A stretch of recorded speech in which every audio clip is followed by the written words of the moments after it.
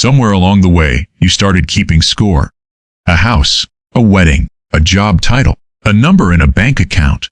And every time someone your age hits one of those markers before you do, something in your chest tightens. You tell yourself you're happy for them, and you are.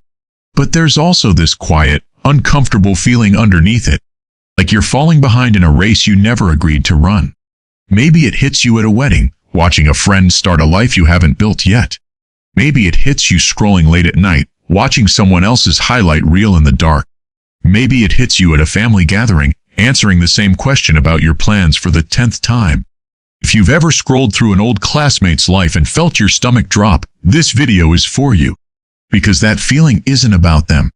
It's about a timeline you never chose, but somehow started measuring yourself against anyway. Nobody hands you this timeline on paper. It builds itself quietly, out of engagement photos, promotion posts, and family group chats. By the time you're an adult, it feels like an actual schedule everyone else got a copy of. Except you never remember signing up for it. Graduate by 22. Career by 25. Married by 28. House by 30. Kids by 32. And if your life doesn't match those numbers, it starts to feel like proof that something's wrong with you. So you check the milestones. You compare your chapter 1 to someone else's chapter 10. You see a friend's engagement post and quietly do the math on your own relationship status. You see a coworker's promotion and wonder what you're doing wrong.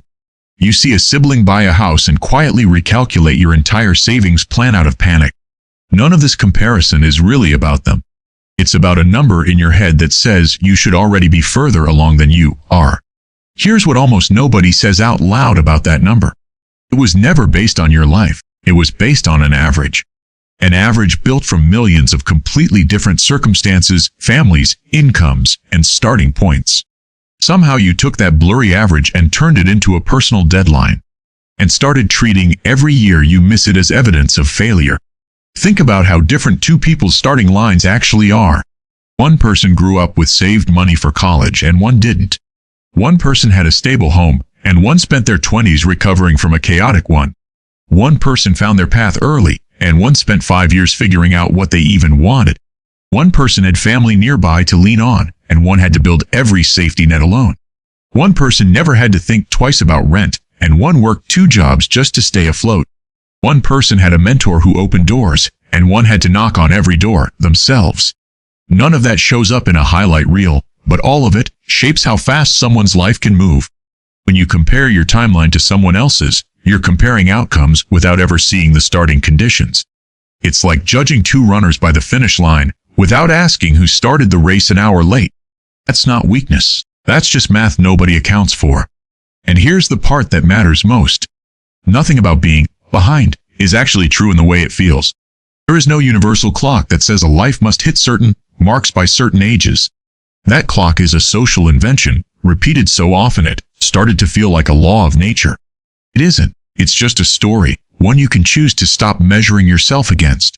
Some of the most meaningful lives were built on completely unconventional timing. People who found their career in their 30s, their person in their 40s, their peace even later than that. Their timeline wasn't late, it was simply theirs. The idea that everyone should arrive at the same milestones at the same age assumes everyone is running the same race. You're not. You never were. You have a completely different set of circumstances, priorities, and starting conditions than anyone you're comparing yourself to, which means the entire comparison was flawed from the very beginning. Even the people whose lives look perfectly on schedule are usually hiding a delay somewhere you can't see. A marriage that took years to feel right, a career that failed twice before it worked, a house that came with debt nobody mentions in the photo of the front door. Nobody posts the version of their timeline that didn't go according to plan. They post the arrival.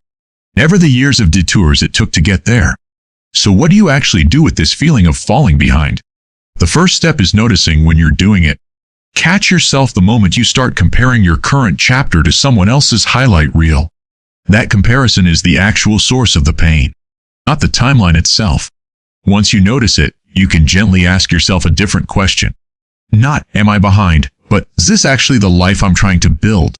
Those are 2 completely different questions, and only one of them is useful. The first one measures you against strangers. The second one measures you against your own values, and that's the only measurement that ever really matters. It also helps to remember that milestones aren't a race to the same finish line. They're just markers on completely different maps. Your map might have detours someone else's map doesn't, and theirs might have shortcuts yours doesn't. Neither map is wrong. They're just different maps. Some people build a family early and find their career later. Some people build a career early and find their family later. Some people spend years finding themselves before they build anything at all. Some people start over completely in their 40s and call it the best decision they ever made. All of these are valid ways to live a full life, not delayed versions of someone else's life. If you've been quietly grieving a timeline you thought you'd hit by now, that grief is real. It's worth acknowledging. But it doesn't mean you're behind.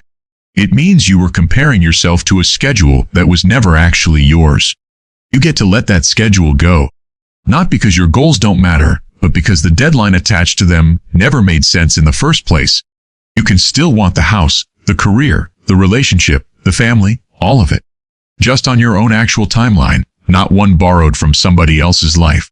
Wanting those things later doesn't erase their meaning when they finally arrive. If anything, the version of you who gets there slower often appreciates it more than the version who rushed, because they know exactly what it took to build it, instead of just checking a box on schedule. Think about someone you admire who took an unconventional path. Chances are, their story is more compelling precisely because it didn't follow the expected order. The detour is often what makes a life interesting, not what makes it a failure. Your timeline isn't broken. It's just yours, built from your specific history, not anyone else's average. So the next time you feel that tightness in your chest scrolling through someone else's milestone, try replacing "I should be there by now" with "we're on different maps, heading toward different things." That single shift in language can quietly change how much power that comparison has over you. You are not required to arrive anywhere by a certain age to prove your life is working. You are allowed to move at the pace your actual life requires, not the pace a stranger's average suggests. The years you spent figuring things out were never wasted time. They were the part of the story that made everything after them make sense. Even the years that felt like standing still were quietly preparing you for what came next. Somewhere ahead of you is a version of your life that fits you exactly, even if it arrives later than you planned. It's not a lesser version of the life you wanted. It's simply the one built at the right pace for you. If this felt like it was speaking directly to you, you're not the only one carrying this quiet pressure. So many people are comparing their real, messy chapter 1 to someone else's polished highlight reel. Subscribe if this hit home, because there's more where this came from. And next time, we'll talk about how to actually build a life on your own terms, without the guilt,